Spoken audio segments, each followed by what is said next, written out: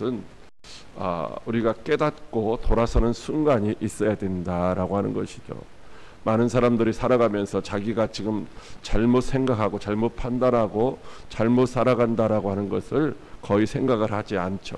그리고 지난 다음에 이제 어떤 일이 터졌을 때 그때 내가 잘못 생각했구나, 잘못 판단했구나, 잘못 살았구나, 이렇게 뒤늦은 후회를 하게 되는데, 우리는 우리의 삶의 여정 속에서 내가 지금 하나님이 원하시는 삶을 살아가고 있는지, 하나님의 기준에 맞는지를 늘 살펴보고 그때에 깨닫고 그 다음에 뭐예요?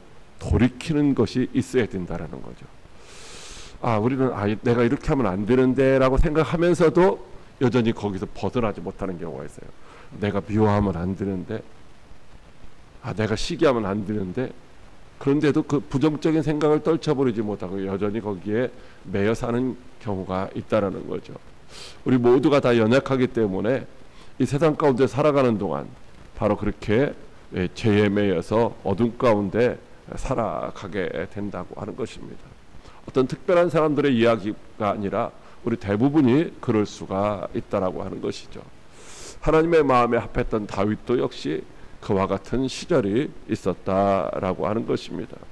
그가 얼마나 어리석은 삶을 살았는지 우리 사무엘하 11장 14절로 17절 말씀을 같이 한번 합독을 하도록 하겠습니다. 시작. 아침이 되매 다윗이 편지를 써서 우리아의 손에 들려 요압에게 보내니 그 편지에 써서 이르기를 너희가 우리아를 맹렬한 싸움에 앞세워 두고 너희는 뒤로 물러가서 그로 맞아 죽게 하라 하였더라.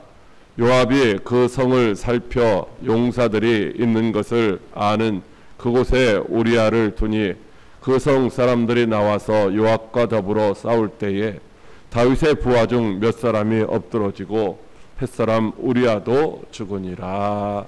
아멘. 다윗이 왕으로 있을 때에 늘 하나님이 승리하게 하셨어요. 전쟁에 나가면 한 번도 패한 적이 없어요.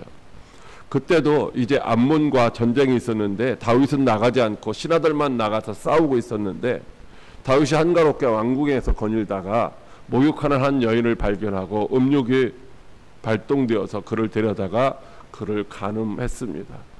그리고 집으로 돌려보냈는데 소문이 들리기를 그가 임신했다는 소문이 들려옵니다.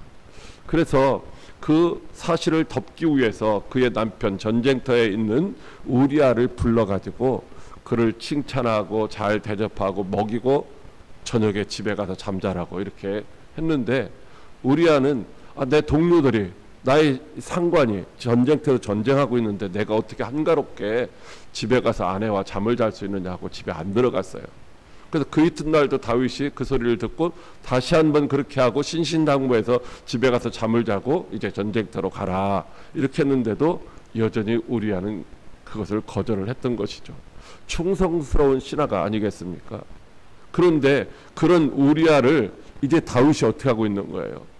그의 손에 편지를 써서 그의 상관인 요압 장군에게 보내는데, 이 편지를 받거든. 내가 이 우리아를 전쟁터의 가장 위험한 곳에 보내가지고서 그를 보호하지 말고 그를 거기서 죽게 하라고 이렇게 하는 거예요. 즉 살인을 교사하고 있는 거죠. 자기의 충성된 신하를 죽게 만드는 거예요. 왜? 자기가 범죄한 그 간음죄를 덮어보려고 하는 거죠. 여러분, 우리들은 우리의 죄를 이제 우리가 덮으면 덮어진다라고 그렇게 생각할 때가 많이 있다라는 것입니다. 이렇게 남편이 이제 죽었다는 소식을 전해 들은 우리아가 슬픔에 젖어 있습니다. 바로 오늘 우리가 함께 읽었던 사무엘하 11장 26절 말씀 시작. 우리아의 아내는 그 남편 우리아가 죽었음을 듣고 그의 남편을 위하여 소리내어 우니라. 자기가 이제 왕에게 끌려가서 불려가 가지고서 겁탈당한 것도 속상한데 남편이 이제 전쟁터에서 죽었다는 소리를 들으니까 얼마나 많이 속이 상하겠어요. 마음이 아프겠어요. 여러분, 우리가 스트레스나 우울증 이런 것들이 올 때에 사랑하는 사람이 죽었다고 했을 때 가장 큰 슬픔, 가장 큰 스트레스를 받는다고 하더라고요. 지금 그런 이제 상태에 밧세바가 놓여 있었던 것입니다. 그런데 다윗이 어떻게 합니까? 오늘 27절 말씀을 같이 읽겠습니다. 시작. 그 장례를 마침에 다윗이 사람을 보내 그를 왕궁으로 데려오니 그가 그의 아내가 되어 그에게 아들을 낳으니라. 다윗이 행한 그 일이 여호와 보시기에 악하였더라. 아멘. 다윗이 어떤 마음을 가지고 불쌍히 여겨서 그를 데려왔을 수도 있고 여러 가지가 있겠지만 하나님 보시기에 그것은 악한 행동이었다라고 하는 것입니다. 우리들은 우리가 판단할 때 이 정도는 괜찮겠지, 이건 괜찮겠지, 우리의 생각으로 판단하는데 하나님 보시기에 하나님 기준에 그것이 맞느냐 안 맞느냐 이것이 중요하다는 거죠. 다윗이 어떤 의도를 가지고 그렇게 했든지 간에 이제 하나님 보시기에 그것이 악하였다라고 말씀을 하시고 있는 것입니다. 자, 12장 9절 말씀 한번 같이 읽어보도록 하겠습니다. 시작. 그러한데 어찌하여 내가 여호와의 말씀을 업신여기고 나 보기에 악을 행하였느냐. 내가 칼로 햇사람 우리아를 쳐대 암몬 자손의 칼로 죽이고 그의 아내를 빼앗아 내 아내로 삼았도다. 아멘. 다윗이 향한 그 악한 행위가 하나님을 업신여기는 행위라는 거죠. 하나님이 모든 것을 다 아시고 보시고 있는데 하나님은 모른다라고 생각하는 거예요. 하나님 모르실 거야? 나만 혼자 알고 있어? 이러면서 이제 행한 그 행위, 그가 암몬 사람의 칼에 의해서 이제 햇사람 그 우리아를 죽인 그 사실을 하나님이 알고 계시다는 거죠. 이 우리아는 어떤 사람이요? 유대인이 아니에요. 헷족 속이에요. 그들이 이제 가나안 땅을 정복했을 때에 저들이 믿는 하나님이 참 하나님이시구나. 저들이 믿는 하나님을 나도 믿고 저 백성 가운데 함께 살아야 되겠다라고 생각을 해서 이제 항복하고 거기에 헌신하고 충성하며 전쟁에 나가서 싸우고 있는 사람이거든요. 그런 그를 다윗은 아무런 생각도 없이 자기의 죄를 덮어버리기 위해서 죽였다라는 거죠. 누가 알고 있어요? 사람은 모르는 것 같지만 하나님이 아신다는 거예요. 우리아가 불쌍히 생각돼서 그를 데려왔는지 모르겠지만은 하나님은 뭐라고 말씀하시고 있어요? 그를 빼앗았다라는 거예요. 빼앗았다라는 거예요.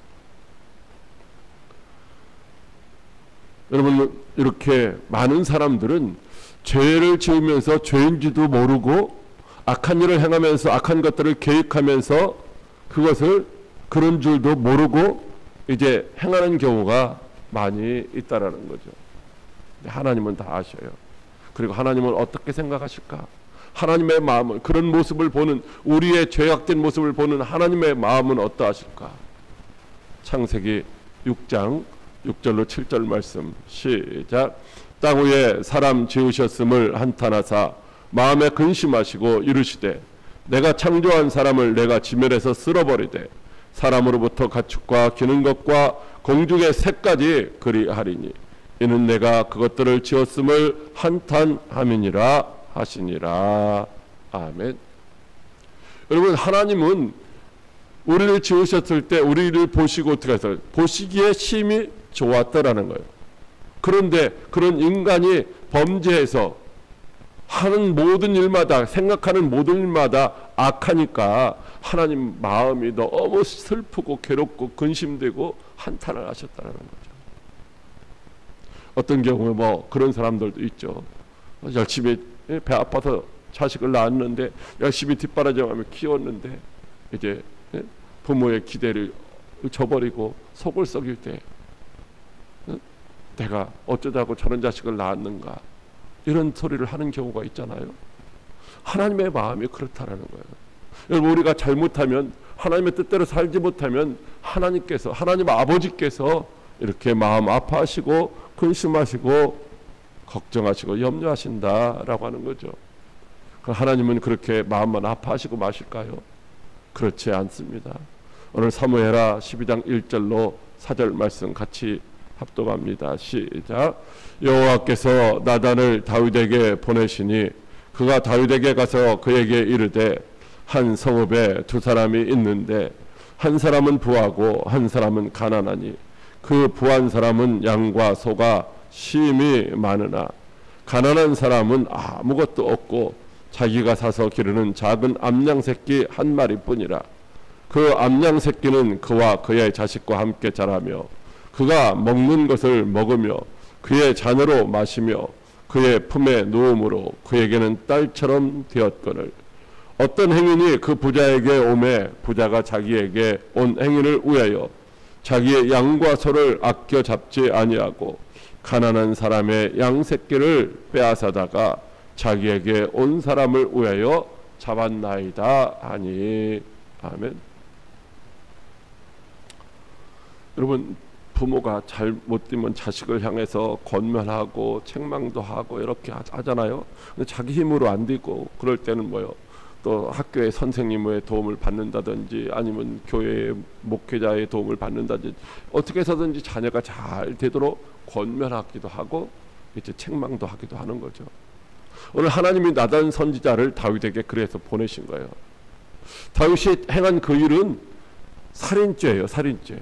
간음죄예요. 하나님이 하시면 안 된다라고 지금 했던 10가지의 계명 중에서 2가지를 이제 범한 거죠. 사실은 2가지뿐만 아니라 그가 탐심이 있었기 때문에 그와 같은 일을 한 거잖아요. 모든 계명을 다 버린 거예요. 하나님을 업신여겼다고 했잖아요. 나 외에 다른 신을 두지 말라고 했는데, 그러니까 하나님의 계명을 어긴 그 죄는 죽어서 마땅한 거죠. 그런데도 하나님은 은혜롭고 자비로우셔서 이제 선지자 나단을 보내서 그가 뭐예요? 깨달을 수 있도록, 회개할 수 있도록 기회를 주시고 있는 거예요. 직접적으로 너 이런 잘못했지 이렇게 말씀하시지 않고 비유의 말씀을 통해서 깨닫게 하시는데 다윗은 그걸 깨닫지를 못하는 거죠. 왜 갑자기 선지자가 나한테 와서 이런 얘기를 할까? 그 말을 들으면서 이게 뭐지? 이게 혹시 나한테 이런 문제는 없는가? 자신을 살펴봐야 되는데 다윗은 그렇지를 못했다라는 거예요. 여러분, 우리도 하나님의 말씀을 늘 듣잖아요. 요즘에 뭐 말씀의 홍수를 이루잖아요. 예배 시간뿐만 아니라 뭐 CTS, CBS, 구TV 막 틀으면은 엄청나게 와요. 우리 핸드폰에도 수없이 하나님의 말씀이 전송되어 오잖아요. 그 말씀을 듣는 거 그것으로 끝나면 안 된다라는 거죠. 그 말씀을 들었을 때 그 말씀이 내게 주어진 그 이유가 무엇일까를 생각하며 자기 자신을 비추는 거울로 삼아서 이제 잘못된 것들을 깨닫고 바른 길로 나가려고 다짐하고 결단하며 가는 그런 게 필요한데 오늘 다윗은 그렇지를 못했다는 거예요. 아니, 다윗뿐만 아니라 우리 자신들도 그렇다라는 거죠. 한번 우리 사무엘하 12장 5절과 6절 말씀 다윗의 반응을 한번 보도록 하겠습니다. 시작. 다윗이 그 사람으로 말미암아 노하여 나단에게 이르되 여호와의 살아계심을 두고 맹세하노니 이 일을 행한 그 사람은 마땅히 죽을 자라. 그가 불쌍히 여기지 아니하고 이런 일을 행하였으니 그 양 새끼를 4배나 갚아 주어야 하리라 한지라. 아멘. 자, 하나님의 말씀을 듣는데 다윗은 어떻게 했어요? 자기 자신은 돌아보지 않았어요.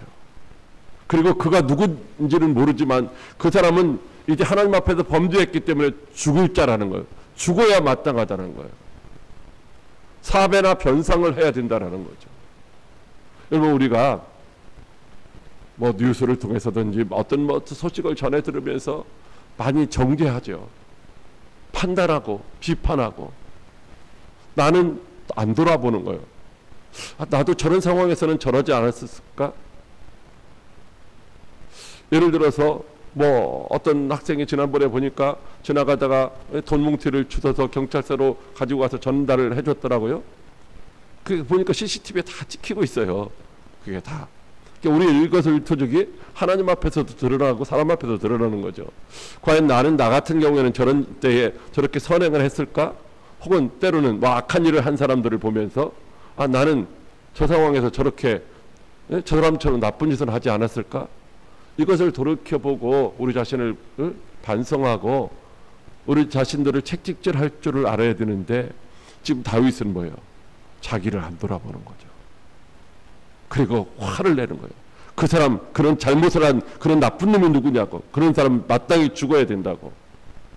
자기가 왕이니까 마치 칼을 빼서 그를 죽일 태세로 분노하고 있잖아요. 우리 자신에게 분노를 해야 되는데 우리 자신에게 분노하지 않고 이웃들에게 분노하는 거예요. 때로는 자녀에게, 때로는 형제에게, 때로는 배우자에게, 때로는 부모에게, 때로는 직장에서 상사에게, 때로는 뭐요? 아랫사람들에게. 그 잘못된 원인이, 그런 환경이 왜 만들어졌는지를 살펴보고 거기에 내 책임은 없는가, 이렇게 살펴보아야 되는데 다윗이 그렇지를 못했다라고 하는 것입니다. 여러분, 그때에 하나님이 어떤 마음을 가지셨을까요? 여러분, 그런데 이렇게 깨닫는 사람들도 있어요. 깨닫는 사람. 자, 우리 누가복음 10장 36절로 37절 말씀 한번 읽어보도록 하겠습니다. 시작. 내 생각에는 이 세 사람 중에 누가 강도 만난 자의 이웃이 되겠느냐? 이르되 자비를 베푼 자니이다. 예수께서 이르시되 가서 너도 이와 같이 하라 하시니라. 아멘. 여러분, 이 율법교사는 내가 어떻게 하면 영생을 얻을 수 있습니까? 라고 예수님을 찾아와서 물어본 사람이거든요. 근데 예수님께서 비유를 말씀하시는 거예요. 강도 만난 자의 이웃이 누구냐? 거기에 제사장도 지나갔고 레위인도 지나갔고 사마리아 사람도 지나갔는데 아무도 셋 중에서 누가 돌봤느냐? 제사장이나 레위 사람은 돌보지 않았고 무시당하는 사마리아 사람만이 그를 돌봤다라는 거죠. 그럼 강도받는 자의 진정한 이웃이 누구냐라는 거죠. 여러분, 강도받는 자의 진정한 이웃이, 우리의 이웃이 목사가 되고 뭐 집사가 되고 장로가 되는 것이 아니라 그를 돌봐주는 사람이 진정한 그의 이웃이 된다라고 하는 것이죠. 하나님의 사랑으로, 하나님의 관심으로.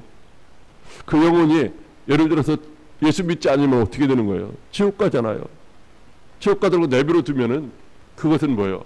그 이웃을 진정으로 사랑하는 것이 아니라는 거죠.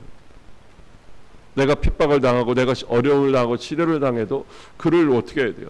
복음을 전해서 예수 믿게 하고 천국 가게 만드는 것이 그게 진정한 그의 영혼을 사랑하는 것이죠. 하나님의 말씀은 이처럼 이 사람이 깨달았어요. 그런데 깨달았고 그 이후에 그가 정말로 그와 같은 삶을 살았는지는 모르겠어요. 또 다른 이 비슷한 비유에서는 이제 자기가 가지고 있는 것을 팔아서 가난한 자들에게 나눠주라고 할 때에 그 부자는 근심하며 돌아갔다라는 거죠. 하나님의 말씀을 듣고서 그렇게 해야 되는데 라고 생각했는데 못하는 거예요. 여러분, 깨닫는 것으로 끝나서는 안 되는 거죠. 그 다음에 뭐예요? 돌이키는 거, 회개가 있어야 돼요. 여러분, 가룟 유다는 자기가 잘못했던 것을 깨달았어요. 그런데 어떻게 했어요? 자살하는 것으로 끝나고 말았죠. 이것은 아무런 의미가 없는 거예요. 깨달았으면요, 고쳐야 된다라는 거죠. 여러분, 이제 하나님이 나단 선지자를 통해서 다윗을 책망을 하시고 있습니다. 자, 12장 7절로 9절 말씀 시작. 나단이 다윗에게 이르되 당신이 그 사람이라. 이스라엘의 하나님 여호와께서 이와 같이 이르시기를 내가 너를 이스라엘 왕으로 기름 붓기 위하여 너를 사울의 손에서 구원하고 내 주인의 집을 내게 주고 내 주인의 아내들을 내 품에 두고 이스라엘과 유다 족속을 내게 맡겼느니라. 만일 그것이 부족하였더라 같으면 내가 내게 이것저것을 더 주었으리라.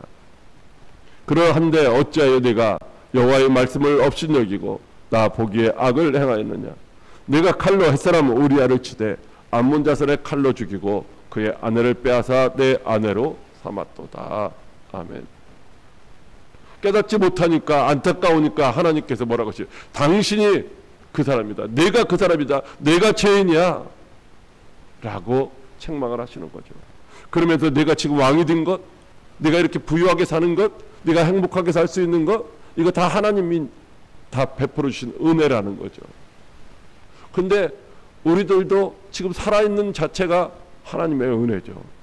여러분, 우리가 일상생활 속에서 뉴스로 듣는 많은 것들을 보면은요, 하다가 나는 정상적으로 인도를 걸어가고 있고, 그런데 뭐 차가 와가지고 지난번에 쳐가지고서 9명이 죽었잖아요. 그 대상이 내가 아니된다는 법이 없는 거예요. 여러분, 우리는 지금 사실 굉장히 위험한 상태에서 살아가고 있는 거예요. 그런데도 하나님이 우리를 보호하셔서 지금도 살아있게 하시고 지금도 와서 예배드리는 은혜의 자리에 머물 수 있게 하신 것, 모든 것이 다 하나님의 은혜고 축복인데, 여러분, 우리들은 조금만 뭐가 불편하고 조금만 뭐가 부족하면 어떻게 돼요? 왜 안 주시느냐고, 왜 나를 안 돌보시냐고 원망하고 책망하고 불평하고 그럴 때가 많다라는 거죠. 여러분, 모든 것이 주님의 은혜임을 깨달아야 되는데 그렇지 않은 거예요. 제가 1일부터 8월 1일, 오늘이 이제 4일이잖아요. 이제 마인드 케어를 합니다. 하루 생활 속에서 내 생각을 계속해서 진단을 해요. 부정적인 생각, 잘못된 생각, 뭔가 나쁜 생각들이 들어오는 것들을, 여러분, 우리가 살아가면서 그러잖아요. 누구를 미워하기도 하고, 저 앞에 차가 가로막혀 있고 안 빼면 뭐 빵빵거리려고도 하고, 뭐 이 불편한 마음들이 있잖아요.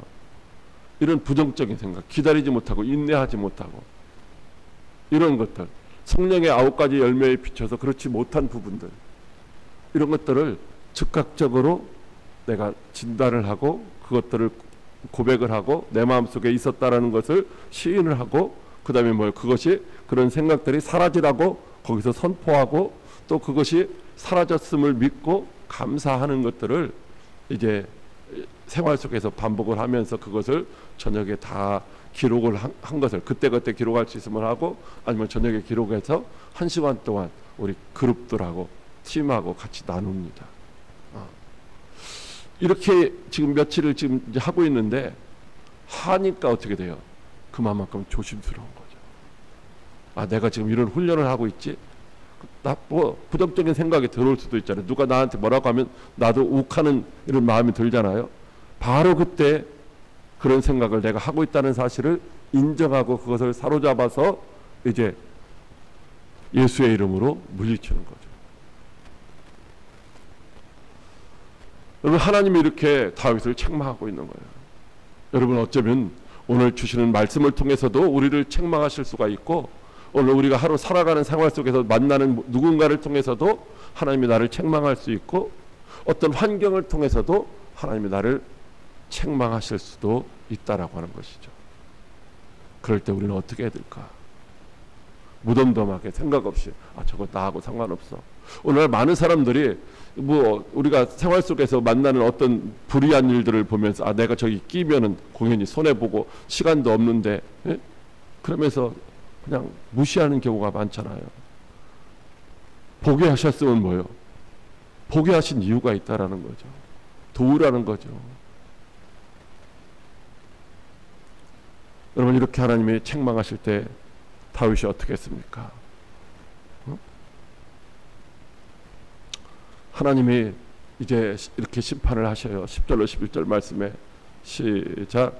이제 내가 나를 업신여기고 햇사람 우리아의 아내를 빼앗아 내 아내로 삼았은즉 칼이 내 집에서 영원토록 떠나지 아니하리라 하셨고, 여호와께서 또 이와 같이 이르시기를 보라, 내가 너와 내 집에 재앙을 일으키고 내가 내 눈앞에서 내 아내를 빼앗아 내 이웃들에게 주리니 그 사람들이 내 아내들과 더불어 백주에 동침하리라. 아멘. 여러분, 하나님이 우리가 잘못하는 거, 하나님은 은혜로우시고 자비로우시고 오래 참으시고 하시지만 모른 척 하시지는 않는다는 거예요. 죄를 책망하시고 죄값을 받게 하시는 거죠. 사랑의 하나님이시라고 해서 무조건 참으시는 게 아니라는 거예요. 여러분, 이와 같은 이 심판이 다윗에게 선포되는 거예요. 그리고 이 일이 실제로 나중에 또 일어났어요. 누구에 의해서? 그의 아들에 의해서 이런 수모를 겪었죠. 여러분, 그럴 때에 우리는 어떻게 해야 될까? 다윗은 오늘 어떻게 반응했습니까? 오늘 12장 13절 시작. 다윗이 나단에게 이르되 내가 여호와께 죄를 범하였노라 하매. 아멘. 다윗이 즉각적으로 하나님 앞에서 죄를 고백합니다. 이 잘못한 거 바로 나구나. 하나님이 나한테 책망하시는구나 깨닫고서 즉각적으로 이제 죄를 인정하는 거예요. 잘못했다라고. 죄를 인정하는. 여러분 우리가 짓는 죄를 내가 인정하는 것이 먼저가 필요하다는 거예요. 인정하지 못하면은 회개할 수가 없죠. 아, 내가 지금 잘못하고 있구나. 다윗이 누구예요? 왕이에요. 그 당시에 통일 이스라엘 나라의 절대 권력자예요. 그런데 자기의 죄를 책망하는 나단 선지자 앞에서, 하나님 앞에서 이제 죄를 회개하는 거죠. 자, 시편 51편 1절로 2절 말씀 같이 4절까지 한번 같이 읽어보겠습니다. 시작. 하나님이여 주의 인자를 따라 내게 은혜를 베푸시며 주의 많은 긍휼을 따라 내 죄악을 지워주소서. 나의 죄악을 말갛게 씻기시며 나의 죄를 깨끗이 제하소서. 물은 나는 내 죄가를 아우니 죄가 항상 내 앞에 있나이다. 내가 주께만 범죄하여 주의 목전에 악을 행하였사오니 주께서 말씀하실 때에 의로우시다 하고 주께서 심판하실 때에 순전하시다 하리이다. 아멘. 여러분 이 시편 51편은 바로 다윗이 그렇게 범죄하고 하나님 앞에서 책망받았을 때 깨닫고 나서 하나님 앞에 자기의 죄를 무릎 꿇고 회개하는데 얼마만큼 회개하느냐. 눈물이 침상을 띄울 정도라고 그렇게 말씀하고 있죠. 얼마나 애통하는 심령으로 가슴을 치며 자기 자신을 책망하며 하나님 앞에 죄를 고백하고 회개했습니까? 얼마나 통곡하며 회개를 했습니까? 여러분 어쩌면 우리 자신도 이와 같은 부분들이 필요하다는 거죠. 뭐 하나님이 다 용서해 주셨는데 내가 또 다시 안 하면 되지. 그냥 무덤덤하게 반복해서 죄를 지으면 안 된다라는 거예요. 철저한 회개가 있어야 또다시 그와 같은 우를 범하지를 않을 수가 있다라는 거죠. 여러분 베드로도 그랬습니다. 마태복음 26장 75절 말씀 같이 합독합니다. 시작. 이에 베드로가 예수의 말씀에 닭 울기 전에 내가 3번 나를 부인하리라 하심이 생각나서 밖에 나가서 심히 통곡하니라. 아멘. 베드로는 나는 절대로 다른 사람은 예수님을 배반할지라도 나는 예수님 배반하지 않겠습니다. 예수님 떠나지 않겠습니다. 호언장담했지만 예수님이 붙들려 가실 때에 두려워서 무서워서 이제 가까이 가지 못하고 멀찌감치 있다가 예수를 모른다고 부인하고 예수를 저주하기까지 했습니다. 그리고 예수님의 말씀에 닭 울기 전에 네가 나를 3번 부인하리라 하신 그 말씀이 닭 울음소리에 생각나서 그때 어떻게 했어요? 밖에 나가서 심히 통곡을 했다라는 거죠. 이게 뭐예요? 베드로와 가룟 유다의 다른 점이에요. 가룟 유다도 잘못을 깨달았지만 그는 깨달음으로 끝났어요. 그러나 베드로는 이제 깨닫고 나서 심히 통곡하고 회개하고 이제 주님의 제자로서의 삶을 살아갔다라는 것입니다. 여러분 우리 하나님은 어떻게 하실까? 우리가 죄를 잘못했다고 고백할 때 13절 말씀 다시 한번 같이 합독을 하도록 하겠습니다. 시작. 다윗이 나단에게 이르되 내가 여호와께 죄를 범하였노라 하매 나단이 다윗에게 말하되 여호와께서도 당신의 죄를 사하셨나니 당신이 죽지 아니하려니와. 아멘. 여러분 하나님이 망설이시지 않았어요. 다윗이 자기가 죄인이라는 사실을 깨닫고 즉각적으로 자기가 죄인임을 고백할 때에 하나님은 망설이지 않고 즉각적으로 그의 죄를 용서하셨어요. 여러분 우리의 죄는 이미 다 용서받는 시스템이 만들어진 거예요. 예수님의 십자가 보혈을 통해서 대속의 은혜를 통해서 우리가 죄를 자백하면은 하나님은 다 용서해 주시도록 되어 있어요. 문제는 우리가 우리의 죄를 인정하지 않으려고 한다는 거예요. 인정을 해도 그냥 그 자리에 머물러 있다라는 거죠. 여러분 시편 32편 5절 말씀 시작. 내가 이르기를 내 허물을 여호와께 자복하리라 하고 주께 내 죄를 아뢰고 내 죄악을 숨기지 아니하였더니 곧 주께서 내 죄악을 사하셨나이다. 아멘. 주님이 얼마만큼 있다가 죄를 용서하셨다는 거예요. 하루 지났다가 1시간 후에? 아니요. 곧 즉각적으로 우리의 죄를 용서하신다는 거죠. 여러분 사람들이 왜 지옥에 가느냐? 죄 때문에 가는 거죠. 근데 어떻게 보면 죄 때문에 가는 게 아니에요. 모든 사람들이 다 죄를 져요. 죄를 회개하지 않기 때문에 가는 것이죠. 죄를 인정하지 않기 때문에. 여러분, 죄인들은 죄를 짓는 것이 지극히 당연한 거지만 우리는 그리스도 예수 안에서 의인이라 칭함받았기 때문에 죄를 지으면 안 되는 거예요. 그래서 죄를 지을 때마다 죄책감을 가지고 회개해야 된다라는 것이죠. 하나님의 사랑은 이제 계산할 수 없는 그런 사랑이죠. 누가복음 15장 24절 말씀 시작. 이 내 아들은 죽었다가 다시 살아났으며 내가 잃었다가 다시 얻었노라 하니 그들이 즐거워하더라. 아멘. 아버지의 것을 다 팔아가지고 멀리 떠나서 허랑망탕하던 아들이 돌아왔을 때에 아버지는 아무런 책망도 하지 않았어요. 그냥 다 받아준 거죠. 맨발로 뛰어나가서 그를 끌어안고, 그리고 가락지를 끼워주고 새 옷을 입히고 신발을 신기고 아들의 자리로 다시 회복시켜 주셨다는 거죠. 여러분, 어쩌면 우리가 그와 같은 사람들입니다. 죄와 허물로 말미암아 죽었던 사람들이죠. 영원히 지옥 갈 수밖에 없는 존재였습니다. 그런데 하나님이 우리를 받아주셨어요. 독생자 예수 그리스도를 우리에게 보내주셔서 저를 믿는 자마다 멸망치 않고 영생을 얻을 수 있도록 보내주셨다는 거예요. 우리의 행위가 아니라 하나님이 주신 은혜의 선물로 그렇게 해주셨다는 거죠. 이제 우리는 어떻게 살아야 될까? 하나님의 은혜에 합당한 삶을 살아야 되는 것이죠. 이사야 55장 7절 말씀 시작. 악인은 그의 길을, 불의한 자는 그의 생각을 버리고 여호와께로 돌아오라. 그리하면 그가 긍휼히 여기시리라. 우리 하나님께로 돌아오라. 그가 너그럽게 용서하시리라. 하나님이 언제든지 우리가 실수할 수 있어요. 잘못할 수 있어요. 죄를 범할 수 있어요. 그러나 그때마다 하나님 앞에 돌아와서 회개하라고 말씀을 하시고 있는 거예요. 그러면 용서하시겠다라는 거죠.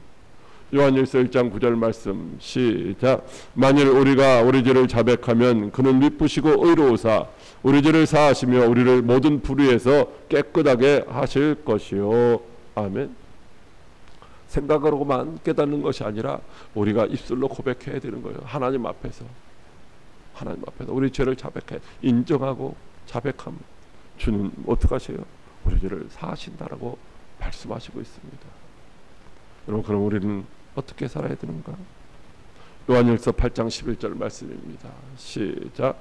예수께서 이르시되 나도 너를 정죄하지 아니하노니 가서 다시는 죄를 범하지 말라 하시니라. 아멘. 현장에서 가늠하다 붙잡힌 여인에게 주님이 하신 말씀이에요. 동일한 죄를 또 동일한 방법으로 죄를 짓지 말라는 거예요. 우리가 나는 미워하지 않아야지, 나는 정말 사랑해야지, 나는 뭐 열심히 하나님의 말씀대로 살아야지 다짐하지만은 그렇지 못할 때가 많잖아요. 반복되는 죄예요. 그러나 어제나 오늘이 동일해서는 안 된다는 거예요. 어제보다는 우리가 좀 더 나아져야 되고 오늘보다는 내일이 더 나아지고 점점점 우리가 육체의 생각에서 벗어나 영의 생각을 따라서 예수님을 닮아가는 모습으로 살아가야 된다는 거죠. 그렇게 하기 위해서는 우리가 어떻게 해야 되느냐? 가장 좋은 방법은 이거예요. 마태복음 3장 2절 말씀입니다. 시작. 회개하라 천국이 가까이 왔느니라 하였으니. 아멘. 회개하라는 거죠. 죄사함을 받으라는 거예요. 이게 예수 안 믿는 것은 죄라는 거죠. 예수님 따라 살지 않는 것은 죄라는 거예요. 하나님 말씀 안 지키는 건 죄라는 거죠. 그것을 뭐요? 세례 요한이 선포했던 것처럼 오늘 저와 여러분들도 날마다 복음을 전하는 삶을 살면 어떻게 될까요? 하나님의 마음으로, 주님의 마음으로 복음을 전하면 우리가 주님을 점점점 닮아가게 되고 죄에 빠지지 않고 어둠 가운데 살지 않고 빛이신 예수님과 동행하는 삶을 살 수가 있지 않겠습니까? 여러분, 우리는 참으로 부족하고 연약해서 늘 넘어질 수밖에 없어요. 그러나 거기서 멈추면 안 된다는 거예요. 나는 안 되지. 실망하거나 실족하거나 포기해서는 안 된다는 거죠. 주님이 우리 가운데 계시고 우리를 사랑하시되 언제까지 끝까지 사랑하시니까 우리를 버리지 아니하시니까 우리가 주님을 신뢰하고 의지하고 인정하면 주님이 우리를 지도하시고 형통하게 하시고 우리를 귀하게 값지게 사용해 주실 줄로 믿으시기 바랍니다.